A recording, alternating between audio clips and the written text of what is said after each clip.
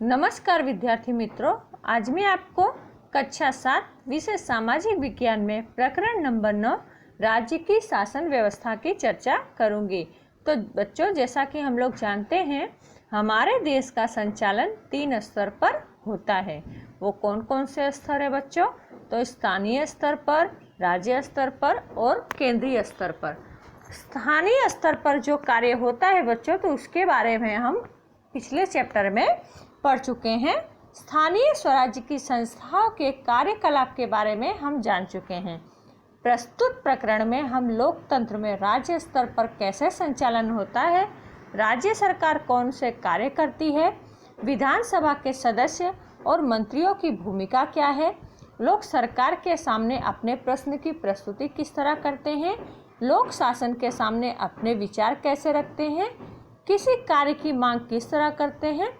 इन प्रश्नों पर सोचने हेतु हम एक स्वास्थ्य संबंधी एक प्रसंग का उदाहरण लेंगे। स्वास्थ्य संबंधी अर्थात बच्चों कि अपने आरोग्य से, अपने स्वास्थ्य से संबंधित। तो इसमें क्या बताया गया है इस कहानी में बच्चों? तो टीवी समाचार में जो है वो कॉलेरा के कारण सूरत में 10 लोगों की मृत्यु हो गई, ऐसा बताया जा रहा है। तो ये जो प्रसंग है ये क्या बता रहा है? तो स्वास्थ्य संबंधी प्रसंग है, जिसमें कॉलेरा एक प्रकार का रोग होता है। तो यहाँ पर 2 लोग आपस में बात कर रहे हैं। क्या बातें कर रहे हैं? क्या इस रोग से सही में लोग मर जाते हैं? तो दूसरा बोलता है, क्या मालूम, बस मुझे तो यह रोग ना हो। जैसे कि आप दोनों बैठे, आप 2 मित्र बैठे हो, तो आपस में कि स्वास्थ्य संबंधी या कोई भी बात हो तो उसमें आप लोग अपने मंतव्य रखते हो। ठीक उसी तरह यहाँ पर जो ये 2 मित्र बैठे हैं, इन्होंने भी अपना मंतव्य रखा है। क्या क्या रखा है? तो एक तो बोलता है, क्या बोलता है कि क्या सही में ये रोग से लोग मर जाते हैं। तो दूसरा क्या बोलता है कि क्या मालूम, बस मुझे ये रोग होना नहीं चाहिए। फिर उसके बाद क्या होता है, वो लोग रैली देखते हैं। तो रैली किसकी है बच्चों? तो शायद कॉलेरा के रोग संबंधी शिकायत लगती है। तो बच्चों यहाँ पर जो है सूरत में महामारी फैल गई है। कौन सी? कॉलेरा की, जिसके कारण वहाँ की जो जनता है उन्होंने क्या किया? तो रैली निकाली। किसकी? कॉलेरा रोग संबंधित। फिर उन्होंने अपनी मांग कहाँ रखी? तो संचालन तंत्र में तुरंत अपनी मांग रखी। क्या रखी? कि हमारी मांग यह है कि संचालन तंत्र तुरंत ही कॉलेरा के रोग को नियंत्रण में लाने के कदम उठाए, स्वच्छता और दवा छिड़काव पर ध्यान दे। रैली को संबोधित कर रहे थे कौन? वे नेता लग रहे थे। मतलब जो इसको संबोधित कर रहे थे रैली को, वो कौन थे? वो नेता लगते थे। हाँ, मैंने टीवी पर भी देखा है, वे नेता हैं। तो दूसरा बोलता है, हाँ हमने टीवी पर भी देखा है, वो नेता है। उपर्युक्त हिस्से में आपने कॉलेरा की घटना के बारे में पढ़ा कि जैसा बच्चों हम लोग जानते हैं सूरत में जो है वो कॉलेरा रोग फैला हुआ है, और उसके नियंत्रण हेतु जो वहाँ की प्रजा है वो क्या कर रही है? सरकार से या अपने सरपंच से दरखास्त कर रही है कि जहाँ तक हो इस रोग का नियंत्रण किया जाए। आपने क्षेत्र की किसी भी समस्या को स्वास्थ्य अधिकारी, जिला कलेक्टर या दूसरे पदाधिकारी श्री के समक्ष रखते हुए अपने क्षेत्र के नेताओं को देखा होगा, लेकिन आपने अपने विधायक को देखा है? आपने विधानसभा के बारे में सुना है।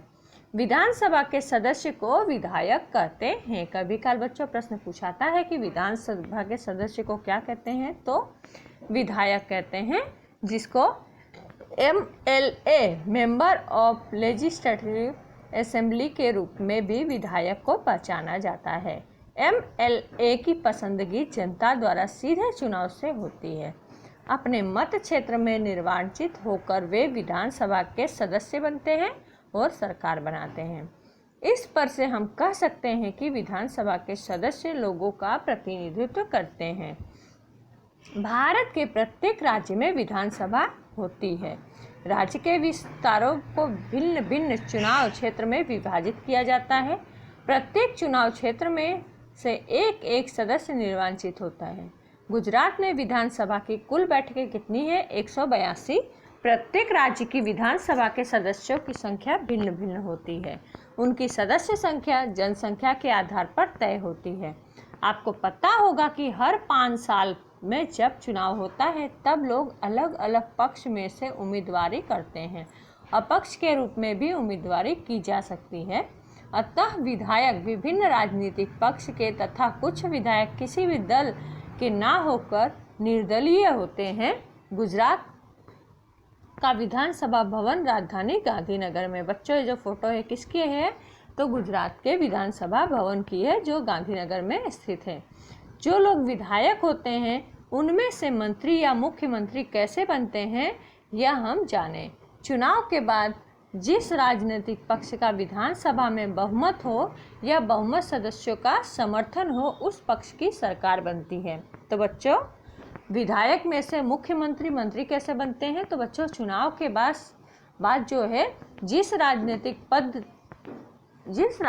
पक्ष का विधानसभा में बहुमत सदस्यों का समर्थन हो उस पक्ष की सरकार बनती है। राज्यपाल उस पक्ष के नेता की राज्य के मुख्यमंत्री के रूप में नियुक्त करते हैं। उसे मंत्रिमंडल या प्रधानमंडल की रचना करने के लिए आमंत्रित करते हैं। जैसा कि बच्चों हम आपको एक उदाहरण के द्वारा बताते हैं कि मान लो गुजरात में चुनाव हो रहा हो तो गुजरात में जैसा कि हम लोग जानते हैं कि दो दल जो है वो अधिक दिखाई पड़ते हैं। कौन कौन से? तो कांग्रेस और भाजपा। तो मान लीजिए कि पूरे राज्य में गुजरात में जो है वो भाजपा सरकार जो है वो बहुमत से उसने विजय प्राप्त की हो तो वो क्या कहलाएगी बच्चों? तो वो जो है वो मंत्री या मुख्यमंत्री बन सकती है। किसको बनाएंगे? तो उसमें उस पक्ष का जो नेता राज्य के मुख्यमंत्री के रूप में नियुक्त करते हैं। मतलब जो मुख्य नेता होगा उसे राज्य के मुख्यमंत्री के रूप में नियुक्त करते हैं। उन्हें मंत्रिमंडल का प्रधान की रचना करने के लिए आमंत्रित करते हैं। शासन करने वाले राजनीतिक पक्ष को शासन या सत्ताधारी पक्ष, दूसरे पक्ष को विपक्ष कहा जाता है। चुनाव के बाद राज्य के राज्यपाल मुख्यमंत्री और अन्य मंत्रियों की नियुक्ति करते हैं। मुख्यमंत्री और मंत्रियों का कर्तव्य राज्य संचालन के विभिन्न विभागों एवं मंत्रालय चलाना है। प्रत्येक का अलग अलग कार्यालय है। विधानसभा एक ऐसा भवन है कि जहां सभी विधायक भले ही वे शासक पक्ष के हो या विरोध पक्ष के हो विभिन्न विषयों पर चर्चा करने के लिए इकट्ठे होते हैं। सरकार में शामिल विधायकों की दोहरी जिम्मेदारी होती है, एक विधायक के रूप में, दूसरा मंत्री के रूप में। राज्य सरकार का दूसरा अंग कार्यकारिणी है। राज्य की कार्यकारिणी समिति में उसके प्रमुख के रूप में राज्यपाल, जिसे गवर्नर कहते हैं, मुख्यमंत्री और मंत्रिमंडल का समावेश होता है। मंत्रियों के नियंत्रण और मार्गदर्शन के तहत कार्य करने वाले प्रशासनिक पदाधिकारियों का समावेश भी कार्यकारिणी समिति में होता है। मंत्रिमंडल को राजकीय कार्यकारिणी तथा प्रशासनिक अधिकारियों को व्यवस्थापिका कार्यकारिणी कहा जाता है। अब जो है राज्यपाल के बारे में पढ़ेंगे। तो भारत के प्रत्येक राज्य में राज्यपाल होते हैं। उनकी नियुक्ति देश के राष्ट्रपति प्रधानमंत्री की सलाह के मुताबिक 5 साल के लिए करते हैं। राज्य सरकार संविधान के नियमानुसार संचालन करे, इसलिए राज्यपाल की नियुक्ति की जाती है। राज्यपाल राज्य का संवैधानिक प्रमुख है। राज्य का सारा संचालन उनके नाम से होता है। राज्यपाल में निर्वाचित बहुमत प्राप्त पक्ष के नेता को सरकार बनाने के लिए आमंत्रित करता है। राज्यपाल राज्य के मंत्री और मंत्रिमंडल के सदस्यों को संविधान की वफादारी और गुप्तता की शपथ दिलाते हैं। विधानसभा की बैठक बुलाते हैं एवं स्थगित भी रख सकते हैं। विधानसभा में पारित विधेयक पर हस्ताक्षर करके मंजूरी भी देते हैं। वित्त संबंधी विधेयक के लिए उनकी पूर्व अनुमति जरूरी है।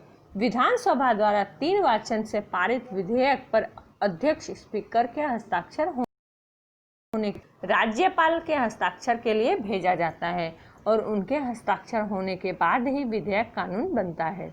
यदि राज्यपाल बिना हस्ताक्षर किए उसे विधानसभा को लौटा दे तो उसे उस विधानसभा में आवश्यक विचार चर्चा करना पड़े, सुधार करके विधेयक को राज्यपाल के पास मंजूरी के लिए पुनः भेजा जाता है।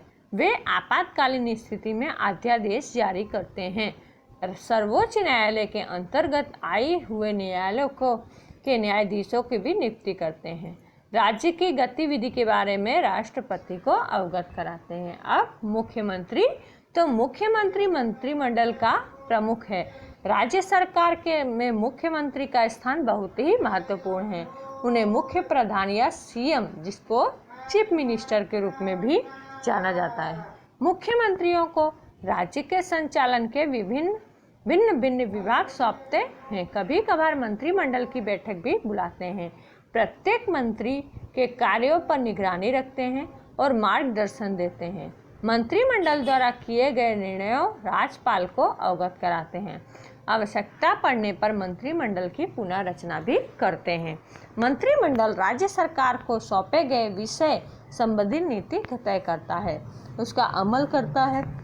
मंत्रिमंडल विधानसभा में विधेयक पेश करता है। राज्य के वित्त मंत्री विधानसभा में बजट, राज्य का पूरे साल का आय व्यय का लेखा पेश करते हैं। राज्य सरकार और केंद्र सरकार के बीच कार्यों का विभाजन किया जाता है। प्रत्येक राज्य का स्तर पर राज्य सरकार कार्य करती है। ठीक उसी तरह संपूर्ण देश के लिए संघ सरकार कार्य करती है। हमारे भारत में 29 राज्य और केंद्र शासित प्रदेश 7 हैं। उनमें दिल्ली राष्ट्रीय राजधानी का प्रदेश है। ये हमको जानना बहुत जरूरी है बच्चों। केंद्र और राज्य के बीच महत्वपूर्ण भेद उनके कार्यक्षेत्र को लेकर है। राज्य सरकारों का कार्यक्षेत्र अपने अपने राज्य के प्रादेशिक विस्तार तक मर्यादित है। जैसे कि गुजरात सरकार का कार्यक्षेत्र गुजरात राज्य की निश्चित सरहदों के अंदर फैले प्रदेशों तक सीमित है, जबकि संघ सरकार का कार्यक्षेत्र संपूर्ण देश को समाविष्ट करता है। राज्य और राज्यों को सौंपे गए कार्यों और सत्ताओं का विभाजन 3 सूची में किया गया है, जिसे संघ सूची, राज्य सूची और संयुक्त सूची। इन सूचियों में आने वाले विषयों का समावेश संविधान के परिशिष्ट में किया गया है। अब 3 सूचियों के बारे में पढ़ना है, जिसमें संघ सूची, तो जो विषय संघ सरकार को सौंपे गए हैं उसका समावेश संघ सूची में होता है, जैसे कि जनगणना, विदेश संबंध, देश का संरक्षण, वित्त और बैंकिंग व्यवहार, चुनाव, नागरिकत्व संबंधी कानून बनाना, रेलवे, तार, डाक, बीमा सेवाएं, समुद्री, हवाई और राष्ट्रीय मार्ग, अणुशक्ति आदि विषयों का समावेश किसमें होता है? संघ सूची में। अब राज्य सूची में जो है बच्चों, तो राज्य को स्पर्श करने वाले विषयों का समावेश राज्य सूची में किया जाता है। इन विषयों पर कानून बनाने की सत्ता राज्य की विधानसभा और राज्य की कार्यकारिणी मंत्रिमंडल को होती है। इसमें किन किन विषयों का समावेश होता है बच्चों? तो स्वास्थ्य, कृषि, जंगल, स्थानीय स्वराज्य की संस्थाएं और सहकार जैसे विषयों का समावेश होता है। अब संयुक्त सूची में बच्चों, तो संघ सूची और राज्य सूची जो है दोनों विषयों का समावेश होता है और दोनों विषयों पर कानून बना सकते हैं। इसमें कितने विषय हैं बच्चों? तो इसमें जो है वो 47 विषय हैं। तो जैसे फौजदारी, दीवानी केसों से संबंधित कार्यवाही, कानून विषयक, तलाक, शिक्षा संबंधी बातें, पैतृक विषयक, उद्योग तथा रोजगार, बिजली आदि विषयों पर संघ और राज्य सरकार दोनों का कानून बनाते हैं। अब जो है विधानसभा के बारे में पढ़ना है। तो मरीना इमरान और उनकी पाठशाला के दूसरे छात्र विधानसभा भवन देखने गुजरात की राजधानी गांधीनगर गए। बच्चे विधानसभा देखने के लिए खूब उत्सुक थे। नियमानुसार सुरक्षा कर्मियों ने बच्चों की जांच की और फिर ऊपर ले गए। ऊपर दर्शकों के लिए व्यवस्था थी, वहां से लोग नीचे के विशाल सभागृह को देख सकते थे। सभागृह में विधानसभा के सदस्यों के लिए बैठक व्यवस्था थी। इस दिन विधानसभा में वर्तमान किसी समस्या पर चर्चा होने वाली थी। विधानसभा में प्रश्नोत्तर के समय विधायक अपना विचार व्यक्त करते हैं, संबंधित विषय पर प्रश्न पूछ सकते हैं और सलाह भी दे सकते हैं कि सरकार को इस विषय पर क्या करना चाहिए। मतलब उनको छूट होती है सदस्य इस विषय पर अपने प्रतिभाव भी दे सकते हैं। बाद में संबंधित विभाग के मंत्री प्रश्नों के उत्तर देते हैं और आवश्यक कदम उठाए जा रहे हैं उसकी स्पष्टता करके भरोसा देते हैं। अब बच्चों, विधानसभा जैसे मुख्यमंत्री तथा दूसरे अन्य मंत्रियों के निर्णय लेने होते हैं और सरकार चलानी होती है। हम कई बार ऐसे निर्णयों के बारे में सुनते हैं और समाचार और चैनलों या अखबारों में उसे देखते हैं और पढ़ते हैं। जो भी निर्णय लिए जाते हैं उनमें विधानसभा के सदस्यों की सम्मति आवश्यक है। लोकतंत्र में विधानसभा के सदस्य मंत्रियों एवं मुख्यमंत्री से सवाल कर सकते हैं, किसी महत्वपूर्ण विषय पर चर्चा कर सकते हैं और निर्णय भी कर सकते हैं कि मुद्रा राशि का खर्च कहाँ करना चाहिए। विधानसभा की बैठक चल रही हो तो उस समय किसी भी विधायक द्वारा प्रश्न पूछा जा सकता है। विधानसभा का संचालन अध्यक्ष स्पीकर करते हैं। अध्यक्ष की पूर्व सम्मति से ऐसे प्रश्न पूछ सकते हैं। और यहाँ पर जो है वो आपका पाठ पूरा होता है और आपको स्वाध्याय जो है वो घर काम में करना है। ओके, धन्यवाद।